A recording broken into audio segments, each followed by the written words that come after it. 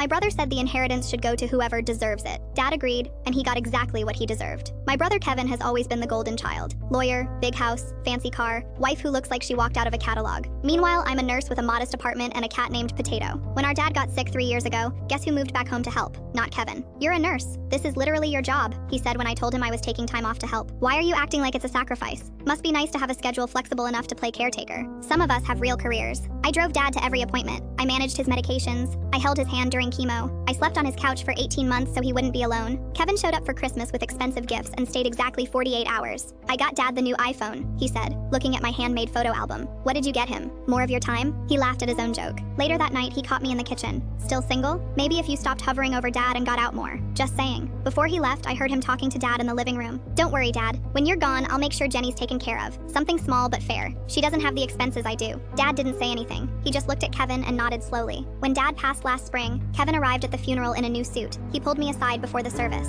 I'll handle all the finances. You wouldn't understand the tax implications. He patted my shoulder. You can keep the sentimental stuff. I know that's more your speed. At the attorney's office for the will reading, Kevin sat down like he owned the room. He actually winked at me. Don't worry, Jenny. I'll make sure you're taken care of. The attorney opened the folder and began reading. The house went to me. Outright. Kevin's smile flickered. The vintage car collection went to me. His smile disappeared. The savings account was split, but a separate investment account went entirely to me. Kevin stood up. There's been a mistake. That's not the will we discussed. The attorney looked at him calmly. Your father updated this will 6 months ago. After your last visit, actually. He was sick. He wasn't thinking clearly. He documented his reasoning extensively. She pulled out a letter. He also left this for Jenny. I opened it with shaking hands. Jenny, your brother thinks money measures worth. Show him what worth really looks like. I saw everything. I remembered everything. Thank you for being there. Kevin turned to me. You manipulated him. You poisoned him against me while he was vulnerable. I changed his bedpans, Kevin. That's not an accomplishment, remember? That's just my job. This isn't legal. I'll contest it. The attorney spoke up. Your father kept a journal the last 2 years. Every visit logged. Every phone call. Every time you said you were too busy. Every time Jenny drove through the night for an emergency. Kevin went pale. He also noted a conversation from Christmas where you told him you'd give Jenny something small but fair after he passed. She looked at him over her glasses. He wrote 3 pages about that one. You can't do this.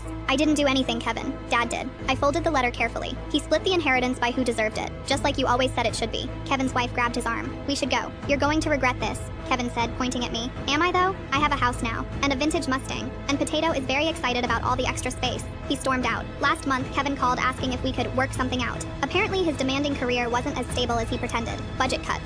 Restructuring. I told him I'd think about it. I thought about 18 months of sleepless nights. Missed holidays. Hours in waiting rooms alone because Kevin couldn't be bothered. Then I called him back. Dad left you exactly what you earned. I'm going to honor his wishes. He hung up.